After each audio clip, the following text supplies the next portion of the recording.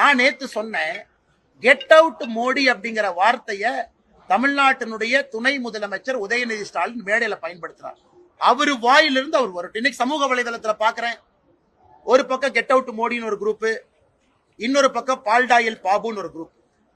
2 பேரும் சமூக வலைதளத்துல கருத்து பரிமாற்றம் நடந்து கொண்டிருக்கிறது. நாளைக்கு காலையில இன்னைக்கு முழுசுமா திமுக ஐடிவிங்க எல்லாம் சேர்ந்து நீங்க முக்கி இன்னைக்கு முழு ராத்திரி உட்கார்ந்து கெட் அவுட் மோடின்னு எவ்வளவு ட்வீட் போடுங்களோ போடுங்க. நாளைக்கு காலையில 6 மணிக்கு என்னுடைய ட்விட்டர்ல சரியா 6 மணிக்கு காலையில கெட் அவுட் ஸ்டாலின் நான் ட்வீட் போடுறேன்.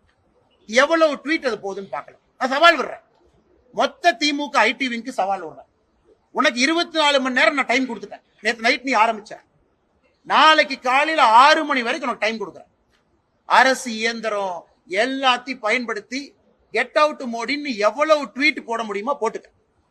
நாளைக்கு காலையில 6 மணிக்கு நான் ஆரம்பிக்கிறேன். என்னுடைய முகநூல்ல இருந்து கெட் அவுட் ஸ்டாலின், தமிழ்நாட்டிலிருந்து ஸ்டாலின் வெளியே போ, ஆட்சி செய்ய தெரியல, சட்டம் ஒழுங்க பாதுகாக்க முடியல, எங்கள் வீட்டில் இருக்கக்கூடிய குழந்தைகளுக்கு பாதுகாப்பு இல்ல, தரமான எந்த ஒரு வசதியும் இல்ல, அதனால ஸ்டாலின் அவர்களே நீங்களும் தமிழ்நாட்டை விட்டு வெளியேறுங்கன்னு நாளைக்கு காலையில 6 மணிக்கு என்னுடைய முகநூல்ல கெட் அவுட் ஸ்டாலின் ஆரம்பிக்கிறேன்.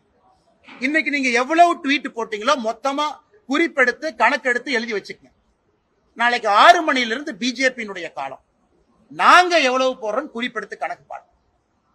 நீ போடுற ட்வீட்டுக்கும் பாரதிய ஜனதா கட்சியினுடைய தொண்டர்கள் பொதுமக்கள் போடுற ட்வீட்டுக்கும் எவ்வளவு வித்தியாசம் இருக்கு. நாளானைக்கு காலையில் இந்த பஞ்சாயத்தை முடிவு கொண்டு வரலாம். இன்னைக்கு ஒரு நாள் உனக்கு கொடுத்துட்டேன், திமுக காரங்களுக்கு கொடுத்தாச்சு, எவ்வளவு வேணுமோ போட்டுக்க. நாளைக்கு எங்களோட நாள், நாளைக்கு எங்களோட நாள். காலையில 6 மணிக்கு நான் ஆரம்பிக்கிறேன் கெட் அவுட் ஸ்டாலின். நீ முழு இந்தியாவும் சேர்ந்து எங்களை விட அதிகமா நீ ட்வீட் போட்டு காமிச்சு சவால் விடுறாங்க. ஏன்னா நம்முடைய அரசியல் இப்படித்தாங்க இருக்கும், யாரையும் பயந்தலாம் இல்ல.